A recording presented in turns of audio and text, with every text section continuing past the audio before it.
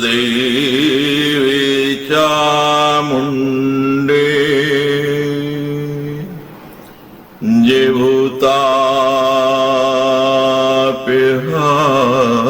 जिभूतापिहारिणे ये सर्वगते देवी काले रात्रि नमोस्तुते।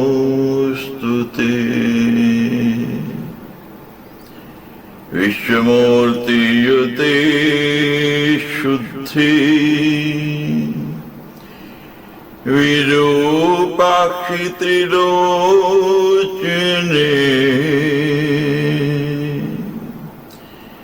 भीमरूपे शिवे विद्ये महामाये महोदरे।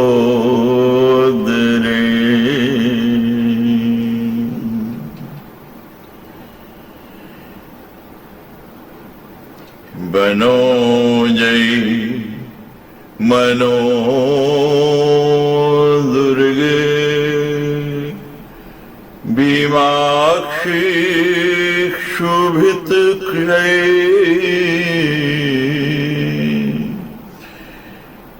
महामारी विचित्रांगी गीत नृत्य प्रिय शुभे विकराली महाकाली कालिके पापहारिणी पाशहस्ते दंडहस्ते भीमहस्ते बयान के। षष्ठो अध्याय। श्री नारायण उवाच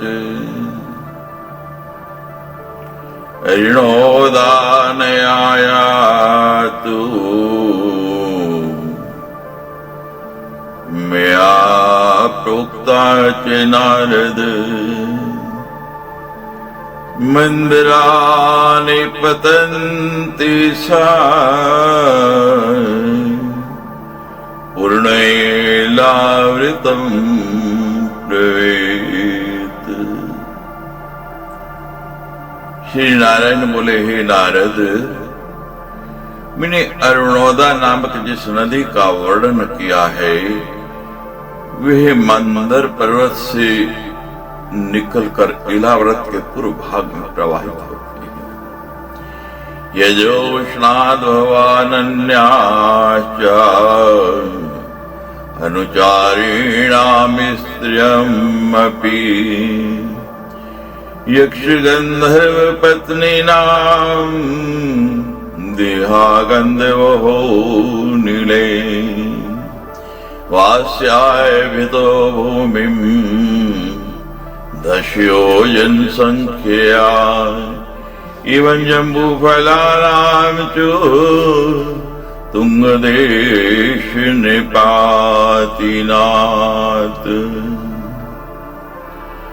भगवती के अनुचरी स्त्रियों तथा यक्षों और गंधर्वों की पत्नियों के अरुणोदा के जल में स्नान कर से है उनके शरीर की दिव्य गंध से उसका जल सुवासित हो जाता है। उस सुगंध को लेकर बहता हुआ पवन चारों ओर की 10 योजन पर्यंत भूमि को सुगंधित कर देता है। वीर्यतनामनस्थीनां वज्रांग प्रमाणिनां रसिंचे नदी जम्बू नाम्नी मेरव्याख्यमंदरा पतन्ति भूमि भागे च दक्षिणैलाव्रतं गता देवी जम्बूफला साधु तुष्टा जम्बवादिनी स्मृता।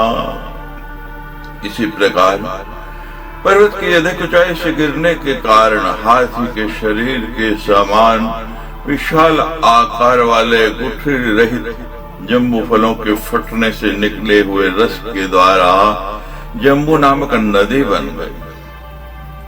वे मेरु मंदिर से पृथ्वी तल पर गिरती हुई इलावृत वश से दक्षिण की ओर प्रवाहित होने लगी।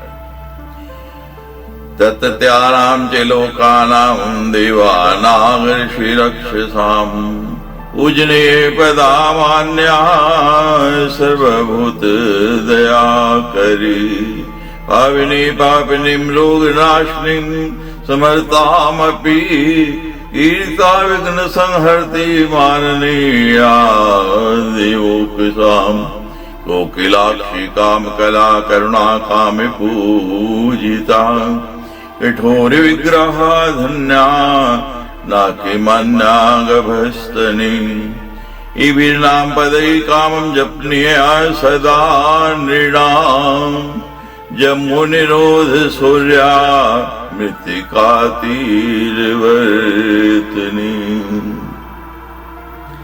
जम्बू फल के स्वाद से संतुष्ट होने वाली भगवती जम्बवादिनी नाम से विख्यात है।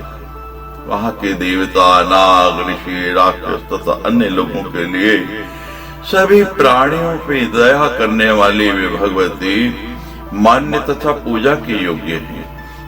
स्मरण करने वाले पापियों को पवित्र कर देने वाले तथा उनके रोगों को नष्ट कर देने वाले हैं।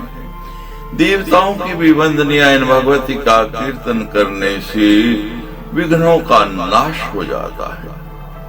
कोकिलाक्षी काम कला करुणा काम पोइता कठोर विग्रह धन्या नाके मान्या गभस्तने, इन नाकों का उच्चारण करके मनुष्यों को सदा देवी का जप करना चाहिए। जम्बुसेना विधुमाना वाक्य योगते विद्याधर्म स्त्रीणां भूषणं विविधं महेत् जम्बुनदं सुवर्णं च प्रोक्तं देवी निर्मितं यस्वर्णं च विबुधायो सिद्धि कामुका सदा मुक्तं कटिसूत्रं च कीयुर्दीन् प्रकुर्विते महाकदम्ब संप्रोक्तये सुपार्श्वगिरि संस्थितये। जम्बू नदी के तट पर विद्यमान जो मिट्टी है वह जम्बू रस से सिक्त होकर और पुनः सूर्य तथा वायु के संपर्क से स्वर्ण बन जाते हैं।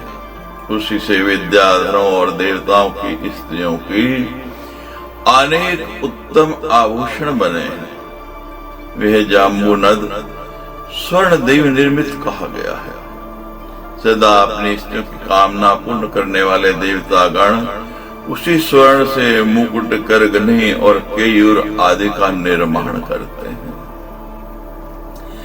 तस्य कोटिर्देशेभ्यः पंचधारस्य समृता सुपार्श्वगिरि मूर्धनिं पतन्येता भुवं गता मधुधारा पंचतास्तु पश्चिमेलावृतं प्लुता याचोभुज्यमानानां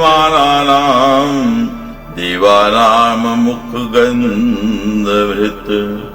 वायुसमन्ततो गच्छत्यो जिनवासने धारेश्वरी महादेवी भक्तानां कार्यकारिणी। कदम्ब का एक विशाल वृक्ष सुपार्श पर्वत पर विराजमान बताया गया है। उसके कोटलों से जो 5 धाराएं निकली हुई बताई गई हैं, वे सुपार्श्वगिरि के शिखर पर गिरकर पृथ्वी तल पर आई। ये 5 मधुधाराएं इलावृत वश के पश्चिम भाग में प्रवाहित होती हैं। इनका सेवन करने वाले देवताओं के मुख को सुगंधि लेकर के प्रवाहित होता हुआ वह पवन चारों ओर 100 योजन तक की भूमि को सुवासित कर देता है। दिव्य पूजा महोत्साह काल रूपा महानना विस्ती कर्म फलदा कांतार ग्रहेणेश्वरी कराल देहा कालांगी काम कोटि प्रवर्तिनी इत्येतैर्नाम भी पूज्या देवी सुरेश्वरी। भक्तों का काम सिद्ध करने वाली महादेवी धारेश्वरी वहाँ वास करती हैं। देव पूज्या मोहसाहा काल रूपा महानना कर्म प्रदा कांतार ग्रहेश्वरी कराल देहा कालांगी और काम कोटि प्रवर्तनी, इन नामों से सुरेश्वरी भगवती की पूजा करनी चाहिए।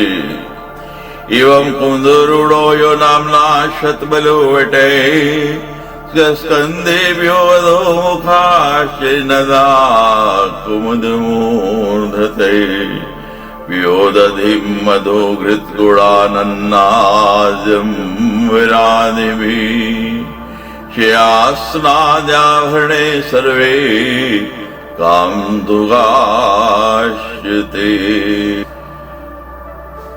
इसी प्रकार कुमुद पर्वत के ऊपर शतबल नाम के प्रसिद्ध जो वट वृक्ष हैं, उसकी शाखाओं से नीचे गिरते हुए रस से बहते हुए नद हो गए हैं। कुमुदगिरी के शिखर से नीचे की ओर गिरने वाले वे सभी नद दूध दही मधु घी गुड़ अन्न वस्त्र शैया आसन तथा आभूषण आदि के द्वारा सबकी मनोरथों को पूर्ण करने वाले हैं।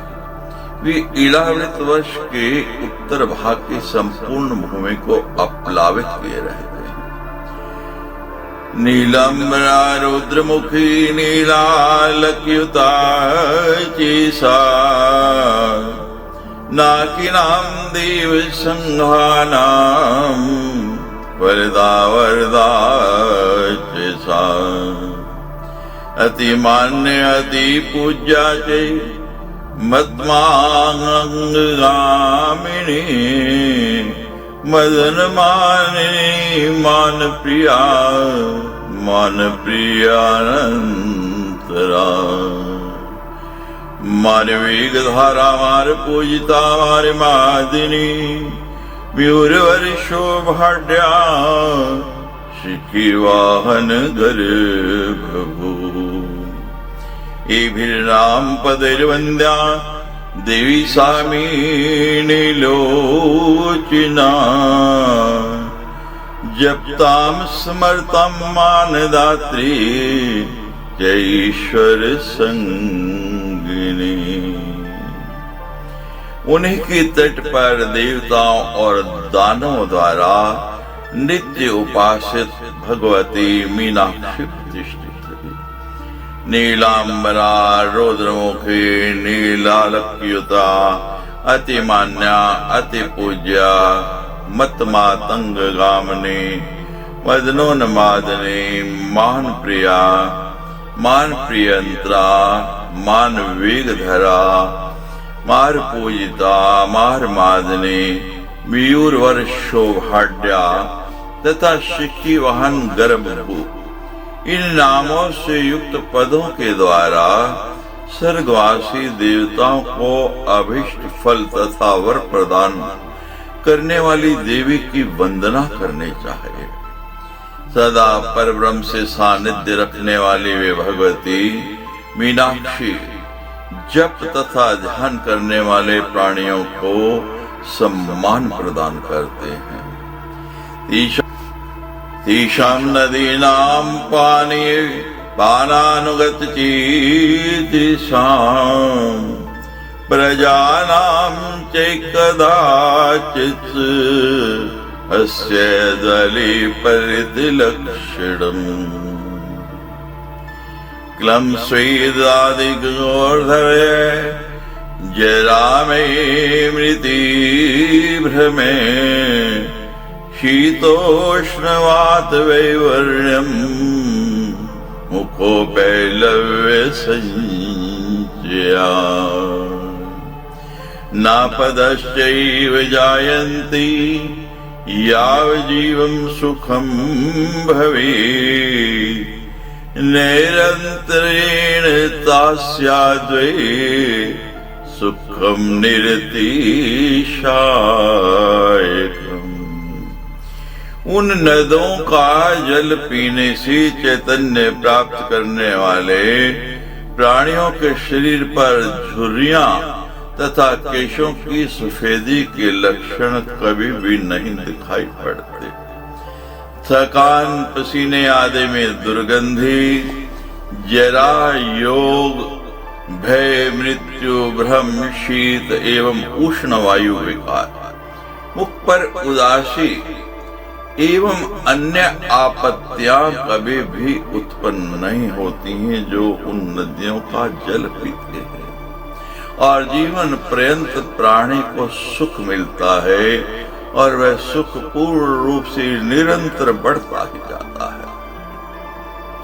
तदे ऊर्ध्वं प्रक्ष्यामि सन्निवेशं तद्गिरे स्वर्णमन्नावनो सुमेरो पर्वता पृथक् गिरयो शन्ति परा कर्णिकाया इवेहते केसरी भूय सर्वेपि मेरुर्मूल विभाग के परश्च अपोकलापृतस्ते तेषां नाम्नि शृण्वते कुरंगे कुरगश्चैव कुसुमोऽथो विकङ्कते त्रिकूटे शिशिरे चैव पतंगो रुचिकस्तथा निषद्धश्च श्रीनिवासे कपिल शंख एव च वैदुर्यचारोदश्चैव हंसो ऋषभ एव च नागै कालञ्जरै चैव नारद चेति विंशति। ही नारद, अब मैं उस सुमेरु नामक स्वर्णमय पर्वत की अवान्तर पर्वतों का वर्णन करूंगा। इस पर्वत से पृथक 20 पर्वत हैं जो कर्णिका के समान हैं। उनके मूल भाग में सुमेरु पर्वत है और उसकी चारों ओर से घिर कर वे सभी पर्वत पुष्प के केसर के रूप में विराजमान हैं।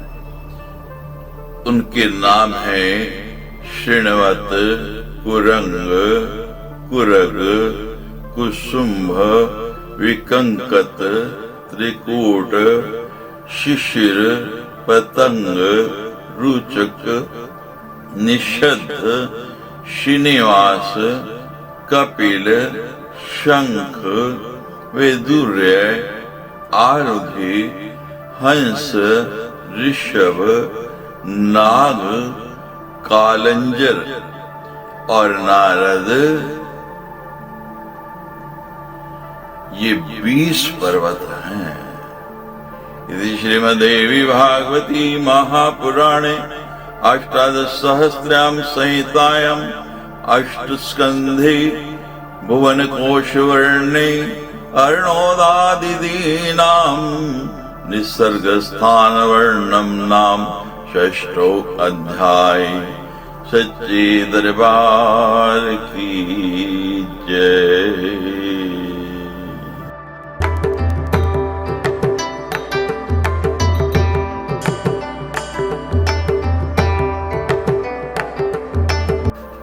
सप्तमो अध्याय।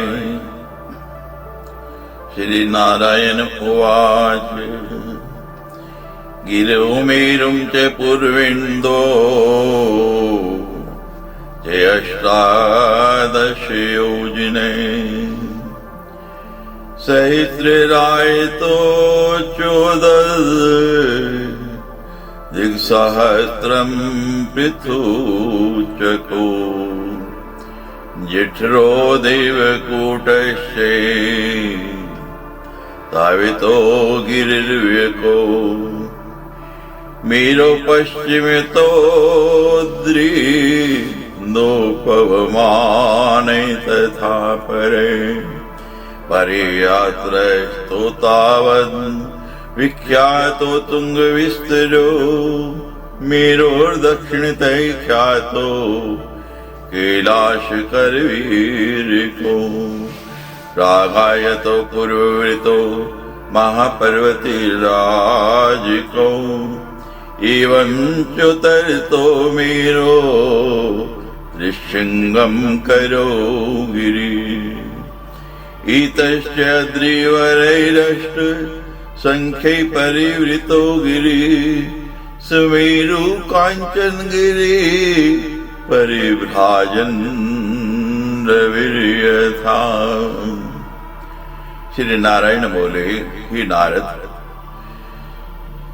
सुमेरु गिरि की पूर्व में 18,000 योजन लंबाई तथा 2,000 योजन चौड़ाई तथा ऊंचाई वाले 2 पर्वत हैं। वे दोनों श्रेष्ठ पर्वत जठर और देवकूट हैं। सुमेरु के पश्चिम में भी 2 पर्वत हैं। उनमें पहला पवमान और दूसरा पर्यत्र नाम से विख्यात है। वे दोनों पर्वत जठर तथा देवकूट के ही समान ऊंचाई तथा विस्तार वाले कहे गए हैं। सुमेरु के दक्षिण में कैलाश और करवीर नाम से विख्यात 2 पर्वत हैं। ये दोनों विशाल पर्वतराज पहले के समान लंबाई तथा चौड़ाई वाले हैं। इसी प्रकार सुमेरु के उत्तर में त्रिशृंग और मकर नामक 2 पर्वत स्थित हैं। सूर्य की भांति सदा प्रकाश करता हुआ वे स्वर्ण में सुमेरु पर्वत इन्हें 8 पर्वत श्रेष्ठों से चारों तरफ से घिरा हुआ है। मेरो मूर्धने धातुर्हि उरि पंकज जन्मने मध्यैश्चोपलकृत्यव्यम् 10 सहस्रयोजने। इस सुमेरु पर्वत के शिखर पर ठीक मध्य में पद्म योनि ब्रह्मा जी की पुरी है। ये 10,000 योजन के विस्तार में विराजमान है। समान चतुरस्त्रां च शांत कौमयीं पुरीं वर्यन्ति महात्मने परावरविदो बुधा। तां पुरीं मनुलोकानाम् अष्टानामीशं परा पुर्ये प्राख्यात सुवर्ण रूपास्तशा च यथा दिशम्। यथा रूपं साधनेत्रन् सहस्र प्रमिता कृता मेरोर्नव पुराणानि सुर मनोवत्यमरावती। तेजोवती संयमिनी तथा कृष्णांगना परा श्रद्धावती गंधवती तथा चैन्यामहोदया।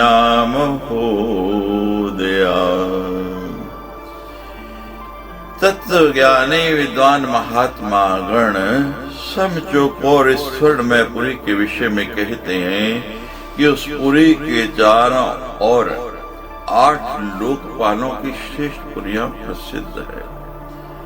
स्वर्णमयी वे पुरियां दिशा तथा रूप की अनुसार स्थापित है। 2,500 योजन के विस्तार में इनकी रचना की गई है। इस प्रकार सुमेरु पर्वत पर ब्रह्मा तथा इंद्र अग्नि आदि लोकपालों के क्रमशः मनोवती, अमरावती, तेजोवती, संयमनी, कृष्णांगना, श्रद्धावती, गंधवती, महोदया और यशोवती ये 9 पुरियां प्रतिष्ठित हैं। यशोवती च ब्रह्मेन्द्र वहन्यादीनां यथा क्रमम् तत्रैव यज्ञलिङ्गस्य विष्णुर्भगवतो विभो। वामपादांगुष्ठ नख निर्भिन्नस्येति नारद अंडोर्ध्वं भागरंध्र अस्य मध्या संविशति दिवे। ही नारद, यज्ञ मूर्ति सर्वव्यापी भगवान विष्णु के बाएं पैर की अंगूठे के नख से आघात के कारण ब्रह्मांड के ऊपरी भाग में हुए छिद्र के मध्य से गंगा जी प्रकट हुई और हे विभो वे स्वर्ग के शिखर पर आकर के रुक गई।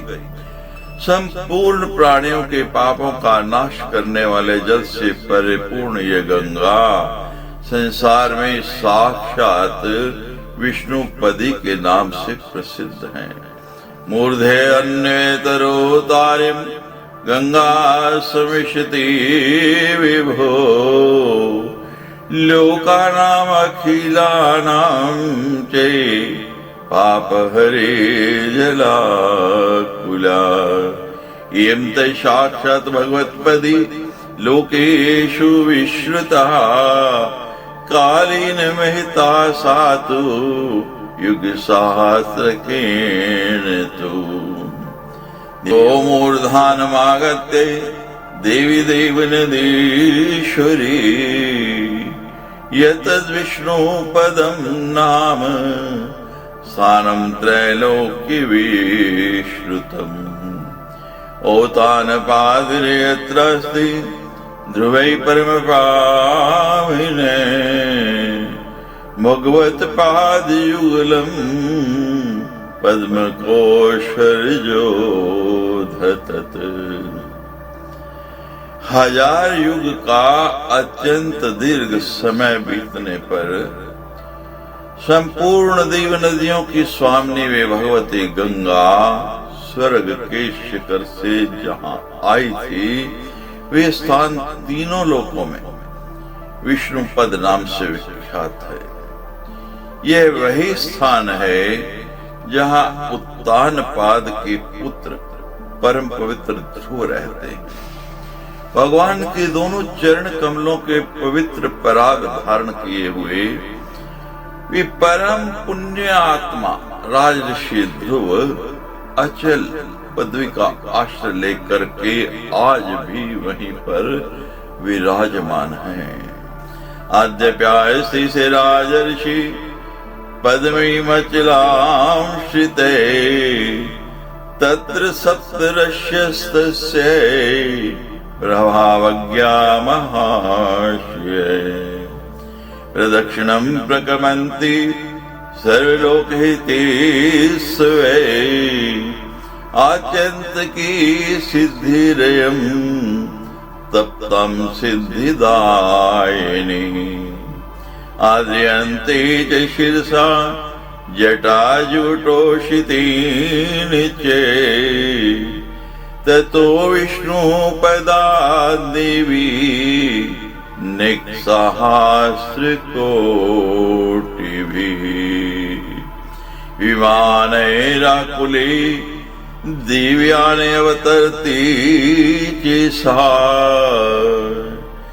चंद्रमंडलमालव्ये पतन्ति ब्रह्म सज्जने।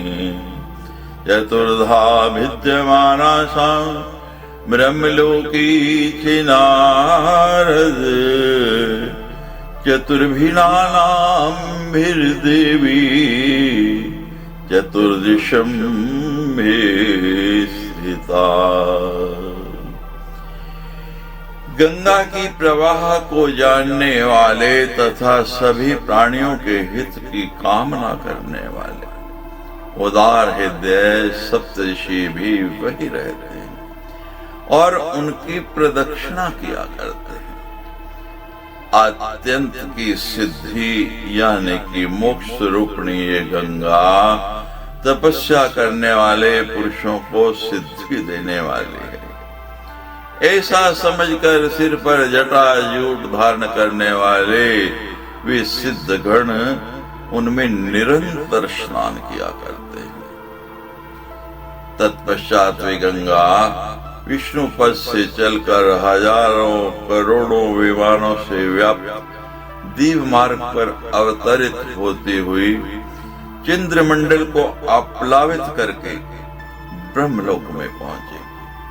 ही नारद, वहां ब्रह्मलोक में वे देवी गंगा 4 भागों में विभक्त होकर के 4 नामों से चारों दिशाओं में प्रवाहित हुई और अंत में वे नद तथा नदियों के स्वामी समुद्र में मिल गई। सरिताम च नदीनां च पतिमेवान् विपद्यत सीता च अलकनंदा चतुर्भद्रेति नामभिः सीता च ब्रह्म सजना च शिखरेभ्ये क्षमाभृता कीसराभिधन्नाम्ना च प्रस्रवन्ति च स्वर्णदि गन्धमादन्मूर्धनि पतिता पापिहारिणी अन्तरेण तु भद्राश्ववर्षम् राज्यं समागता। सीता चतुर्चक्षु, अलकनंदा और भद्रा इन 4 नामों से भी प्रसिद्ध है। उनमें से सभी पापों का शमन करने वाली सीता नाम से विख्यात गंगा ब्रह्मलोक से उतरकर केसर नामक पर्वत के शिखर से गिरते हुए गंधमादन पर्वत के शिखर पर गिरी और वहां से भद्राश्वर के बीच से होती हुई पूर्व दिशा में चली गई। इसके बाद देवताओं से पूजित वे देव नदी गंगा शारोदधि में जाकर के मिल गई। शारोदधिं गता सातु जुन्नदी देव पूजिता ततो माल्यवता श्रृंगाद द्वितीया परिनिर्गता ततो वेगवती भूत्वा कीतुमालं समागता चक्षुर्नाम्नि देवनदी प्रतिज्ञां दिशुपागता सरितां पतिमाविष्टा सा गंगादेव वंदिता ततस्तृतीया धारा तु नाम्ना ख्याता च नारद पुण्या च अलकनंदा वै दक्षिणेनावज भूपिदात् वननी गिरिकूटानि संतिक्रम्ये चागता हेमकूटं गिरिवरं प्राप्तोऽपि निर्गता अतिवेगवती भूत्वा भारतं चागता परा दक्षिणं जलधिं प्राप्ता तृतीया सा शरीधरा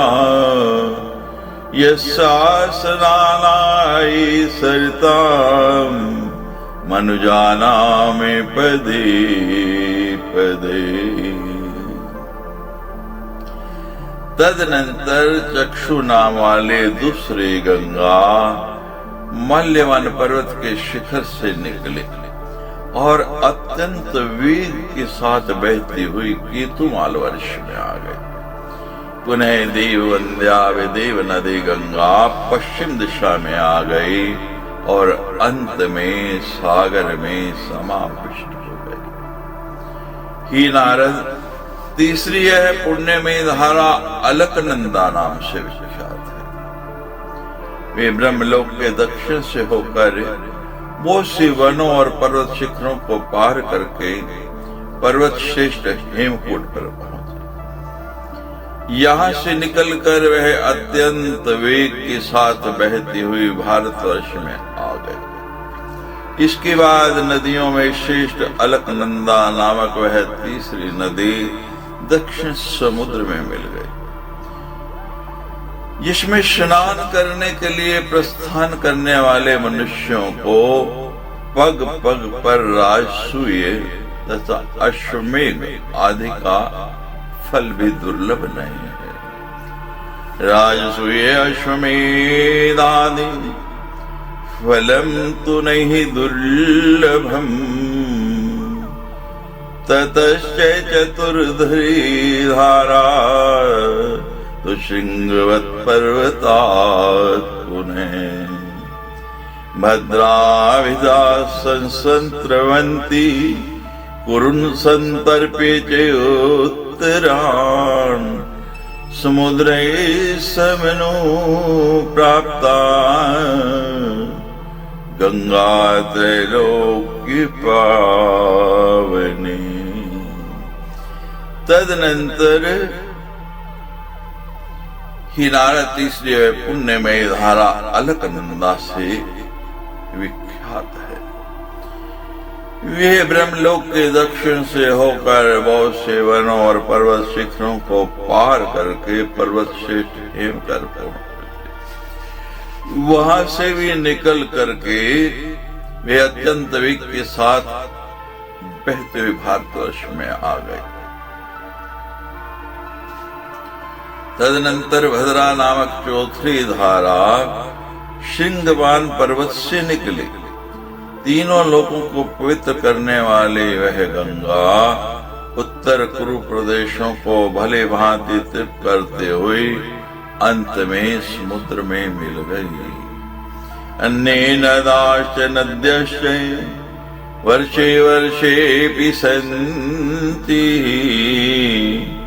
बहुशो मेरी मंदार प्रसूता च इव नारद। ही नारद, अन्य बहुत सी नद और नदियां प्रत्येक वर्ष में प्राय ये सभी मेरु और मंदार पर्वत से ही निकले हुए हैं। तत्रापि भारतम वर्षम कर्म क्षेत्रम उशन्ति अन्यानि चाष्ट वर्षाणि भौम स्वर्ग प्रदानि च। स्वर्गिणा पुण्यशेषस्य भोगस्थानानि नारद पुरुषाणां च युतायुर्वज वज्रांगादेव सन्निभा। पुरुषानागा सहस्र दशभिः परिकल्पिता महासौर्य संतुष्टा कलत्राढ़या सुखान्विता। एक वर्षों की चायु अश्याप्त गर्भास्त्रो भी तेतायुग समय कालो वर्तते सर्वदेवी। उन 9 वर्षों में भारतवर्ष कर्म क्षेत्र कहा गया है। अन्य 8 वर्ष पृथ्वी पर रहते हुए भी स्वर्ग भोग प्रदान करने वाले हैं। हे नारद, ये वर्ष स्वर्ग में रहने वाले पुरुषों के शेष पुण्यों को भोगने के स्थान है।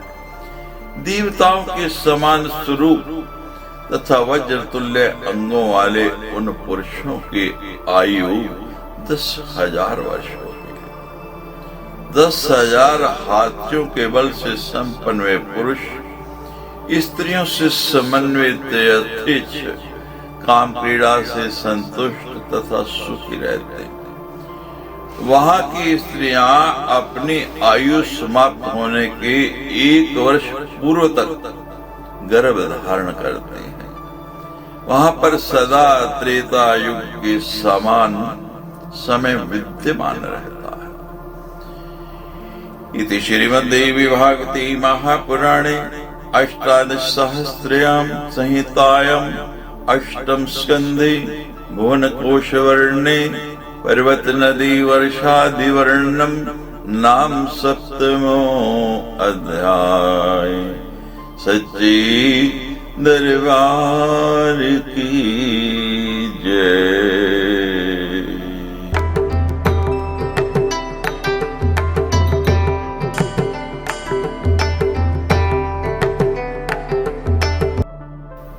अष्टमो अध्याय।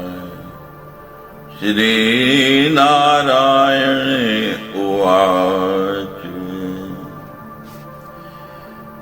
तेषु वर्षेषु देवेशा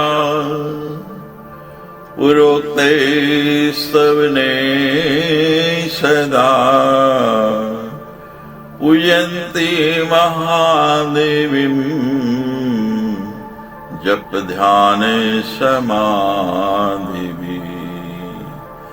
सुरवरतो कुसुम श्रेणी शोभिता वनराजये फलानां पल्लवानां च यत्र शोभा निरंतरम्। श्री नारायण बोले, उन 9 वर्षों में रहने वाले सभी देवेश पूर्वोक्त स्तोत्रों तथा जप ध्यान और समाधि द्वारा महादेवी की उपासना करते हैं। सभी ऋतुओं में खिलने वाले पुष्पों के समूह से सुशोभित अनेक वन उनमें विद्यमान है, जहाँ फलों तथा पल्लवों की शोभा निरंतर बने रहती है। तेषु कानन वर्षेषु वर्ष पर्वतसानुषु गिरिद्रोणाशि सर्वासु निर्मूलदकराशिषु विक्लोत्पलमालासु हंससार संचये विमिक्षितेषु तेष्वेव पक्षिभिः कूजितेषु च जलक्रीडादिभिश्चित्र विनोदे क्रीडयन्ति च सुन्दरी ललितभ्रूणां विलासायतनेषु च।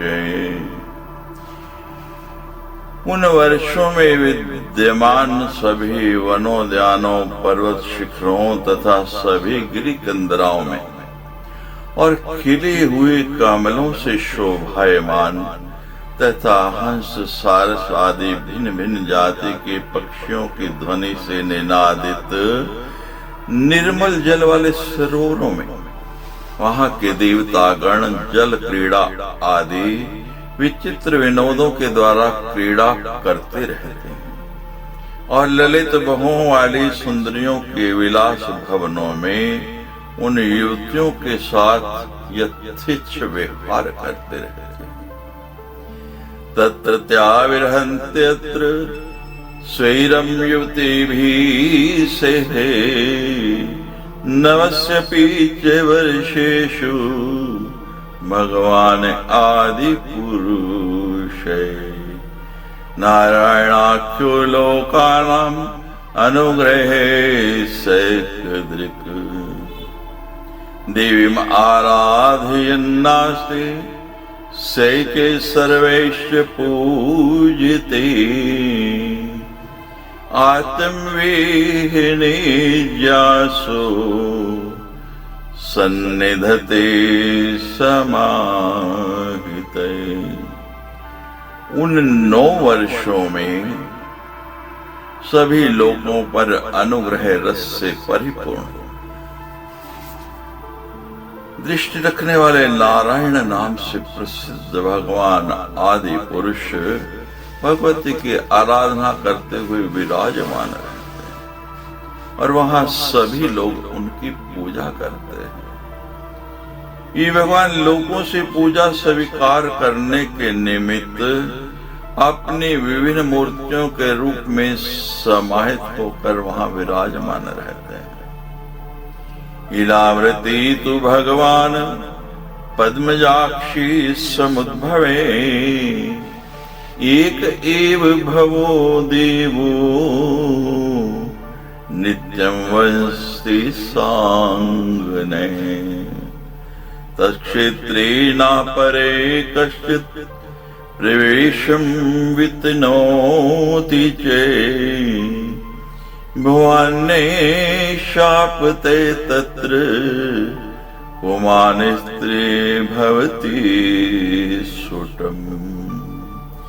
भवानी नाथ कै स्त्रीणां संख्यैर्गणकोटिभिः, संरुध्यमानो देवेषु देवं संकर्षणं भजन। आत्मा ध्यान योगेन सर्वभूतहितेच्छया, ताम तामसीं तुरीयं चेत् प्रकृतिम् आत्मने।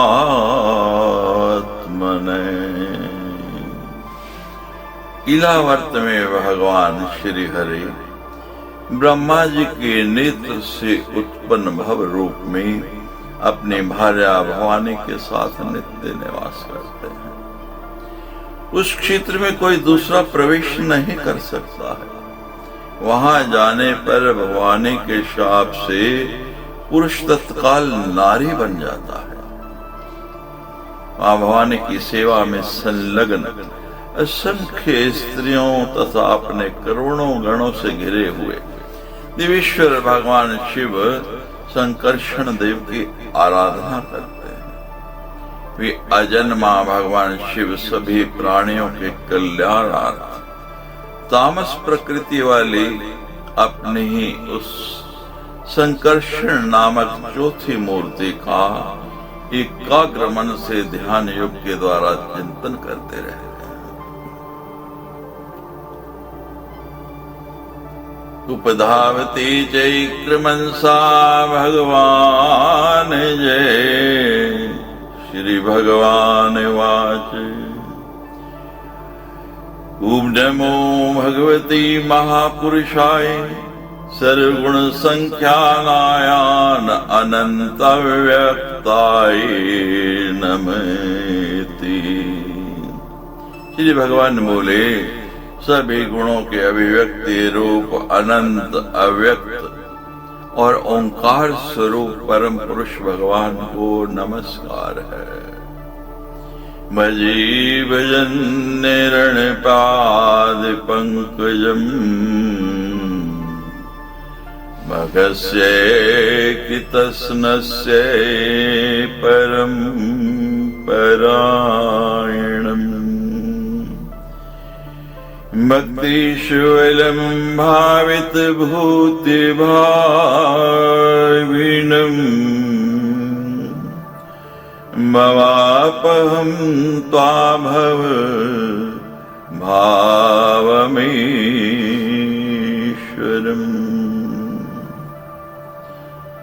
हे प्रभु, मैं क्रोध को नहीं जीत सका तथा मेरी दृष्टि पाप से लिप्त हो जाती है, किंतु आप तो संसार का नियमन करने के लिए साक्षी रूप से उसके व्यापारों को देखते रहते हैं। फिर भी मेरी तरह आपकी दृष्टि उन माइक गुणों तथा कर्म वृत्तियों से प्रभावित नहीं होती है। नियस्य माया गुण कर्म वृत्ति भी निष्ठो हर्ण्यमपि दृष्टि रज्यते, ईशे यथा नो जितुर्मन्यर्हंसा, कस्तम न मन्यते जिगी पुराश्मनाय।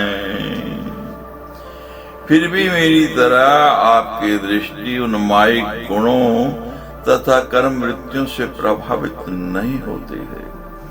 ऐसी स्थिति में अपने मन को वश में करने की इच्छा वाला कौन पुरुष ऐसे आपका आदर नहीं करेगा।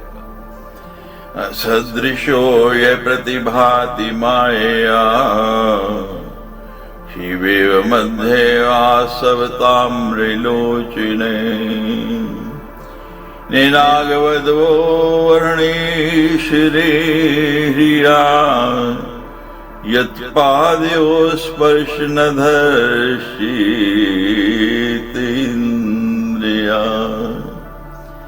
मधुपान करके लाल आंख वाले मदमत की भांति जो प्रभु माया के कारण विकृत नेत्रों वाले दिखाई पड़ते हैं, जिन प्रभु के चरणों का स्पर्श करके नाग पत्नियों का मन मोहित हो जाता है और लज्जावश भी अन्य प्रकार से उपासना नहीं कर पाती, उन प्रभु को मेरा नमस्कार है।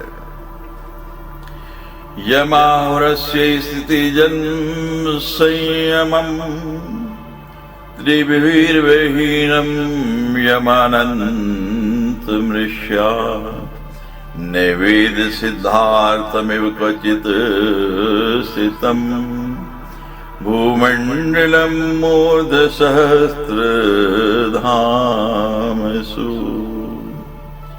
वेद के मंत्र जिन्हें इस जगत की उत्पत्ति, स्थिति और लय का कारण बताते हैं, परंतु वे तीनों से रहित है और जिन्हें ऋषिगण अनंत कहते हैं, जिनके सहस्त्र मस्तकों पर स्थित यह भूमंडल सरसों के दाने के समान प्रतीत होता है और जिन्हें यह भी ज्ञात होता है कि वह कहाँ स्थित हैं, उन प्रभु को मेरा नमस्कार है। ये आसीद गुण ग्रहो महान विज्ञान विष्णु भगवान जय किल यत्समृतोऽहं त्रिवृता स्वतेजसा विकारिकं तामसं इन्द्रियं सृजे। जिनसे उत्पन्न हुआ मैं अहंकार रूप अपने त्रिगुणमय तेज से देवता, इंद्रिय और भूतों की रचना करता हूँ, वे विज्ञान के आश्रय भगवान ब्रह्मा जी भी आपके ही महतत्व संज्ञक प्रथम गुण में स्वरूप है। इति वयं यस्यैव श्री महात्मने सिताश्कुन्ता इव सूत्रयन्त्रिता महानं महिवैकृत तामसेन्द्रिया सृजां सर्वे यदनुग्रहे आदिदम्। महतत्व, अहंकार, इंद्रियाभिमानी देवता, इंद्रियां और पंच महाभूत आदि हम सभी महात्मा लोग डोरी में बंधे हुए पक्षी की भांति जिनकी क्रिया शक्ति की वशीभूत होकर और जिनकी कृपा के द्वारा इस जगत की रचना करते हैं, उन प्रभु को मेरा नमस्कार है। यन्निर्मितं कर्हिणि कर्म पर्वणि मायां जनोऽयं गुरु सर्ग मोहितै नैवेद निस्तारण योगमंजसा तस्मै नमस्ते विलयोदयात्मने। सत्व आदि गुणों की सृष्टि से मोहित यह जीव, जिनके द्वारा रचित तथा कर्म बंधन में बांधने वाली माया को कदाचित जान लेता है, किंतु उससे छूटने का उपाय उसे सरलता पूर्वक नहीं ज्ञात हो पाता, उन जगत की उत्पत्ति तथा लय रूप आप परमात्मा को मेरा नमस्कार है। श्री नारायण उवाच एवं स भगवान् रुद्रो देवं संकर्षणं प्रभुम् इलावृतमुपासीत देवी गण समाहिते तथैव धर्मपुत्रोऽसौ नाम्ना भद्रश्रवा इति तत्कुलस्य पीपत्ये पुरुषा भद्रसेवका भद्राशु वर्तेतां मूर्ति वासुदेवस्य विश्रुताम् हे मूर्ति विदातां तु हे ग्रीवपदाङ्कितम् परमेण समाध्यन्यवारकेण नियन्त्रिताम् एवमेव चितां मूर्तिं गृह्णन्त उपयन्ति च। श्री नारायण बोले, ही नारद, इस प्रकार देवी के गणों से घिरे हुए वे भगवान रुद्र ईलावर्त वर्ष में सर्वसर्वमत परमेश्वर संकर्षण की उपासना करते हैं। उसी प्रकार भद्राश वर्ष में भद्रश्रवा नामक वे धर्मपुत्र और उनके कुल की प्रधान पुरुष तथा सेवक भी भगवान वासुदेव की है ग्रीव नाम से प्रसिद्ध हे मूर्ति को एक निष्ठ परम समाधि के द्वारा अपनी हृदय में धारण किए रहते और इस प्रकार उस हे मूर्ति रूप भगवान वासुदेव की स्तुति करते हुए उनके ही समीप रहते। भद्रश्य सोचो ओम नमो भगवते धर्मात्मशोधनाय नमः इति। अहो विचित्रं भगवत् विचेष्टितम् गणन्तं जनोऽयं हिमिषन् पश्यति ध्यायन् सदैव कर्म सेवितुम् नैर्हित्य पुत्रं पितरं जिजीविषु। भद्रश्रवा बोले, चित्त को शुद्ध करने वाले ओंकार स्वरूप भगवान धर्म को नमस्कार है।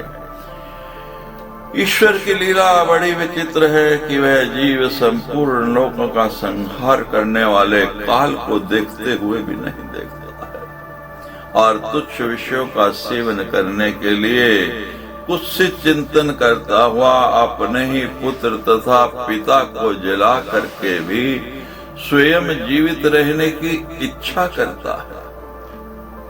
वदन्ति विश्वं कवये स्मनश्वरम् पश्यन्ति च अध्यात्मविदो विपश्चिते तथापि मुह्यन्ति तावाज मायया सुविस्मितं कृतमजं नतोऽस्मि तम् विश्वोद्भवस्थान्निरोध कर्मते हे कर्तर्तुरङ्गीकितम् अप्यपावृते युक्तं न चित्रं त्वयि कार्यकारिणे सर्वात्मनि व्यतिरिक्ते चैव स्तुते। विद्वान पुरुष इस विश्व को नाशवान बताते हैं और अध्यात्म को जाने वाले सूक्ष्मदर्शी महात्मा भी इस जगत को उसी रूप में देखते हैं, फिर भी वे आपकी माया से मोहित हो जाते हैं। अतः मैं विस्मय पूर्वक कृत्य वाले इस अजन्मा प्रभु को नमस्कार करता हूँ। माया के आवरण से रहित आपने अकर्ता होते हुए भी विश्व की उत्पत्ति, पालन तथा संहार का कार्य अंगृत किया है। ये उचित ही है। सर्वात्म रूप तथा कार्य कारण भाव से सर्वथा अतीत आपके लिए यह कोई आश्चर्य नहीं है। वेदान योगान्ते तम सातिरस्कृतान् रसातलाद्यो नितुरंग विग्रहे प्रत्याद देवे कवे वियाचिते तस्मै नमस्ते वितते हितायते। जब प्रलय काल में तमोगुण से युक्त दैत्य गण वेदों को चुरा कर ले गए थे, तब ब्रह्मा जी के प्रार्थना करने पर मनुष्य और अश्व के संयुक्त विग्रह वाले जिन्होंने रसातल से उन्हें ला दिया था, ऐसा अमोघ हित करने वाले उन आप प्रभु को मेरा नमस्कार है। एवं स्तुवन्ति देवेशं है शीर्षं हरिं चिते भद्रशव सन्मानो वर्यन्ते चितद गुणान। इस प्रकार भद्रशवा नाम वाले वे महात्मा गण हे ग्रीव रूप देवेश्वर श्री हरि की स्तुति करते हैं, उनके गुणों का कीर्तन करते हैं। ईशां चरितमेतदीये पठिष्यावेच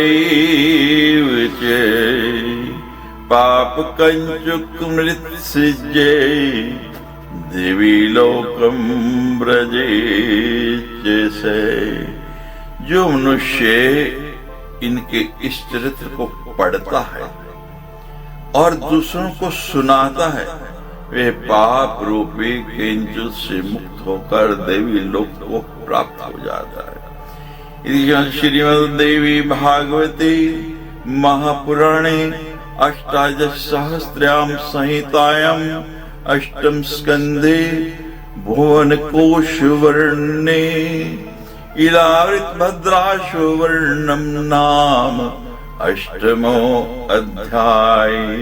सच्चे दरबार की जय।